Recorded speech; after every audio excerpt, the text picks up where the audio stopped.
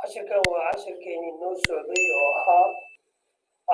learning how to use Windows Powershell ISE command.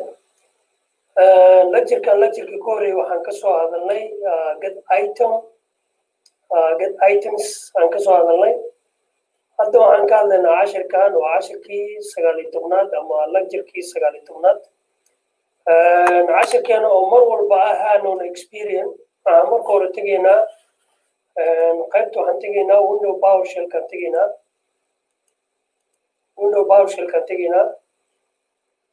Windows Powershell-ka oo ay furan yahay oo furaya halkaas ay ku qoran tahay username-ka oo magacayga ah waxaan ku taab gareynayaa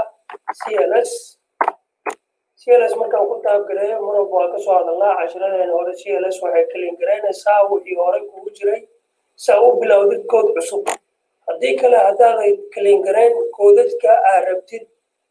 ma kuu shaqeynayaan defect waxaa lay noqonayaan koodkii waa inaad koodka aad kalin gareysaa marka hore saa u gelisid koodka cusub aad isticmaalaysid ku dheeraan maayo. haddaba halkaas cashirkeena marka hore waxaan ka soo hadalnay halkaas haddaan ku taab gareeyo Excel haddaan ku taab gareeyo enter dhaho waxay la mid tahay get item oo aan ka soo hadalnay. waxa waa sidoo kale get item related waxay la tahay SL-kaas haddaan ku taab gareeyo kale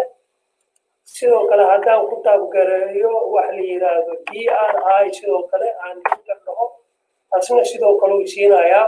oo cashirka hore aan ka soo hadalnay. haddaan falaarta hoos iyo kor wado waa arkaysaa intan haddaan dhaho waxaa la mid oo kale sidoo kale oo something sameynayo haddaan garaaco GCI haddaan garaaco waaragtaa wuxuu ku siinayaa writing-ka ama linkiga oo computerkaada ku jiro document ha noqdo ama favor ha noqdo dhinacaan waa arkaysaa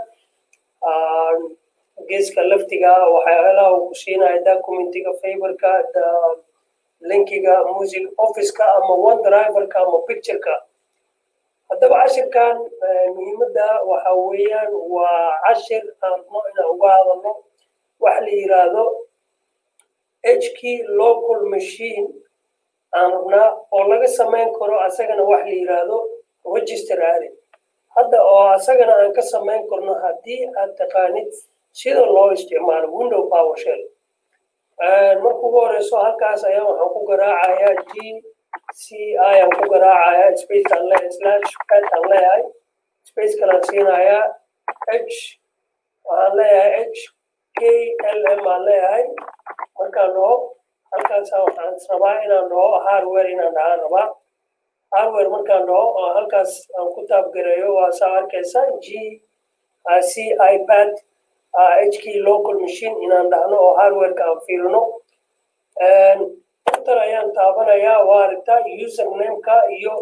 padka uu ku siinayo. halkan waa cashirkii aan ka hadlaya aan dhahayay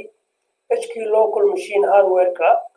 hardware-ka waa arkaysaan magacaas intaasuu siinaya username-keega iyo property-ga. haddaba waxaan kugu tusinayaa qayb kale oo la yiraahdo halkaa arkaysaan register array markaan taabto saddexda xaraf oo ugu horeeyo saa u arkaysaan aan taabto register array ay soo baxayso waa aragtaan register array-kaas haddaan sii weyneeyo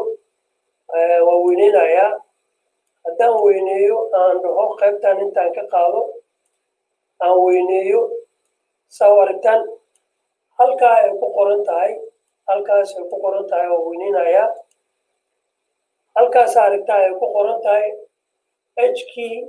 local machine ayaan furayaa waa arkaysaan